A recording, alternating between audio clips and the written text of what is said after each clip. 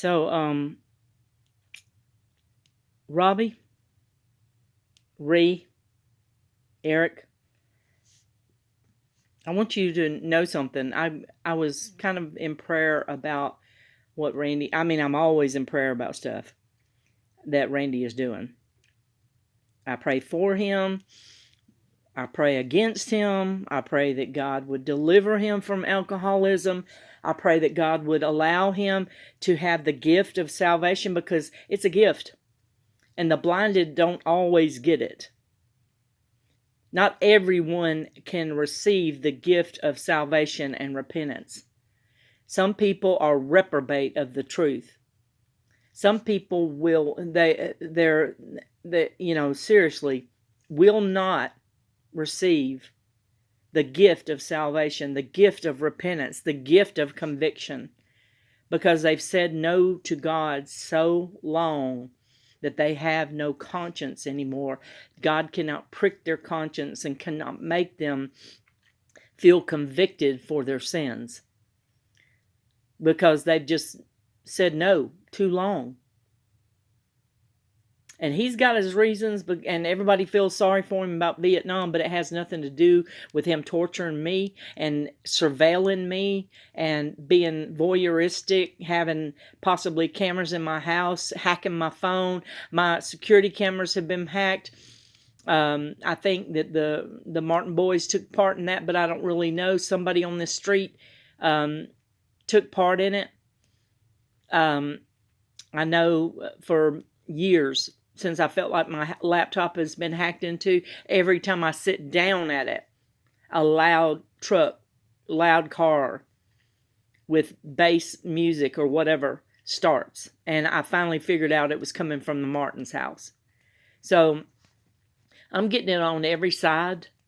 My security cameras hacked into, my laptop hacked into, my Ring doorbell hacked into, my Wi-Fi light outside hacked into, and I know that Randy did that, the Wi-Fi light, and I'm pretty sure he had something to do with the Ring doorbell camera. I'm not positive. It's allegedly, but it sounded like his voice coming through it when I walked out one day after I put a Ring doorbell camera in.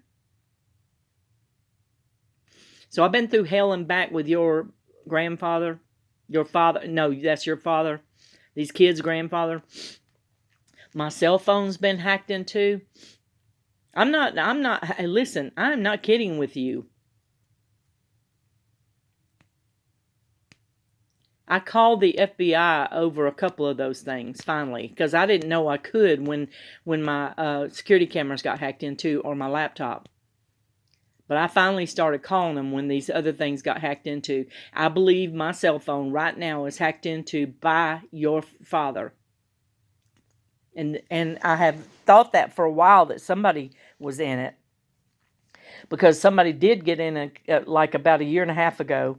I was driving down the road in Oxford and going to a restaurant, and I forgot they were closed on Tuesday nights. So I went on past and was looking for $4 in my purse, just rambling around. And I said out loud, I wonder what I did with that $4. I could go over here to this restaurant, I could get this, and I could use it for a tip. And I said, oh, I bet I had it in my pocket and dropped it on the ground somewhere. And somebody within 30 seconds from a strange number texted me and said, I bet you did too. Now, that could be any number of people, but I have felt like your father has something to do with it. Like there's some kind of air tag or something on my car, and he's had everything to do with it. Because he seems to know my location. He sends ugly, nasty-looking veteran men after me. Lonely old widowers. I don't want any of them. They're all nasty to me, including your father. And he's married, but he's got his mind on me all the time. But it occurred to me when he shot these guns the past couple of times, I think it was like Saturday and then again yesterday. No, it was around midnight yesterday.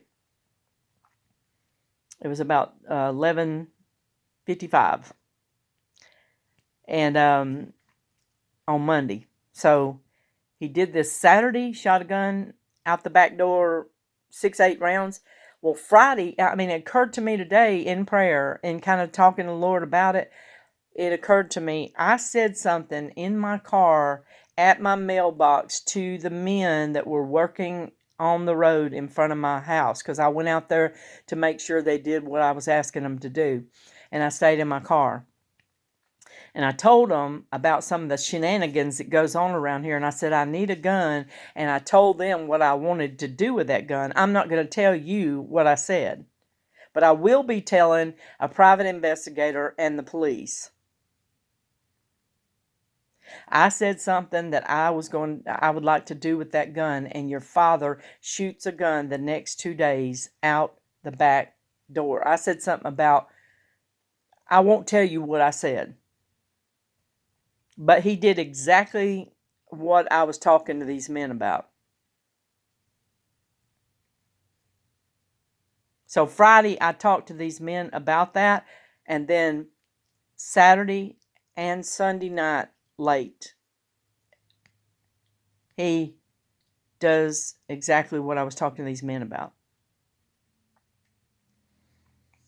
So he's got my phone hacked, and I'm going to be going to the authorities about it.